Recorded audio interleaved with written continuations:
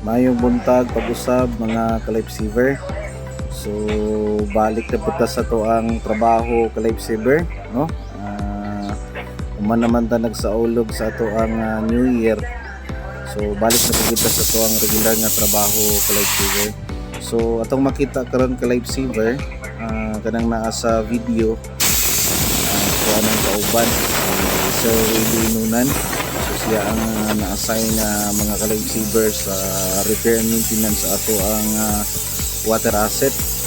So ka-lifesaver atong makita karon gina repair o gina cleaningan, no, sa ato ni Sir ang Willie Nunan ang to ang rubber boat, no, kay namanggoy problema ka-lifesaver kung adhesive niya ka-lifesaver medyo niluag na ka-lifesaver.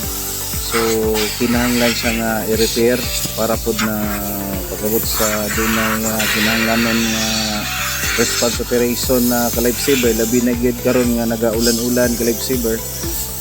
Kinahanglan nga mapangandaman pagayo. So ingani ang sistema ka-lifesaver sa pag maintain o pag-repair sa ato ang water asset, labi na gining ginatawag na to nga rubber boat kay usahay ka-lifesaver sa sige na to og operate sa mga series nga baha, no.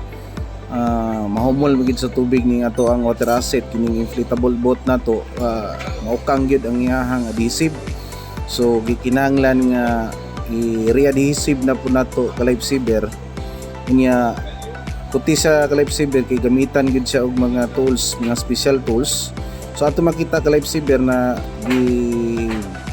tauran o mga bagong nut, no, kay katong mga nut mangguni nga naka-install ani ka-lifesaver nataya na ba kay usay gamiton man gud namo ni sa mga trainings sa search and rescue operation, labi nagnay mga lumos ka-lifesaver sa labi na sa dagat, no, parat kay ang tubig mutaya gid ang ato ang mga bolt ug nut diha nga gi-attach sa ka-lifesaver.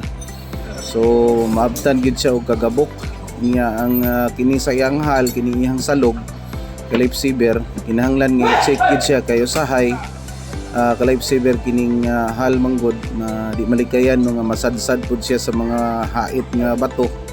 So gikinahanglan nga strikto nga inspeksyonon gid sa ka-lifesaver kay basin og dunay mga buslot masudlan og tubig nya, labi na gid ang pag-retight gid ka-lifesaver kining giatat sa transom board. Nahanglan siya nga pahugtan pag-ayo, no, isure nato kay diha manggod ka-lifesaver nga bahin kanang transom board nakita na nay blow diha ikabit ang makina. So ka-lifesaver dili lang katulang atong water asset, no, atong makita sa ka-lifesaver nga pertigen daghanan nato og water asset ang probinsya sa Davao del Norte. So kini lang yar sa ka-lifesaver mo ning gi-repair nato nahuman na. So gibalik na pud nato sa atong storage facility kay kinahanglan man siya na i-storage nato siya ka-lifesaver sa maayong temperatura tungod kay kining atong rubber boat ka-lifesaver made of rubber siya, so di siya pwede nga ma-expose sa sunlight.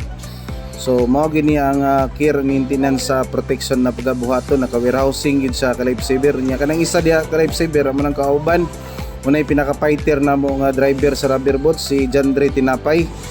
So diha lifesaver gipatong-patong na ang mga rubber boat pero dili gina full sa hangin ka-lifesaver. So gikinahanglan nga tama-tama lang gid ang hangin nga nakabutang na ka-lifesaver nya, kinahanglan na well ventilated na siya maayo ka-lifesaver. So ka-lifesaver, salamat sa inyohang pagtan-aw, no, sa video. Inaot mga ka-lifesaver na inyohang makuhaan og idea, no, labi na gito sa mga rescuer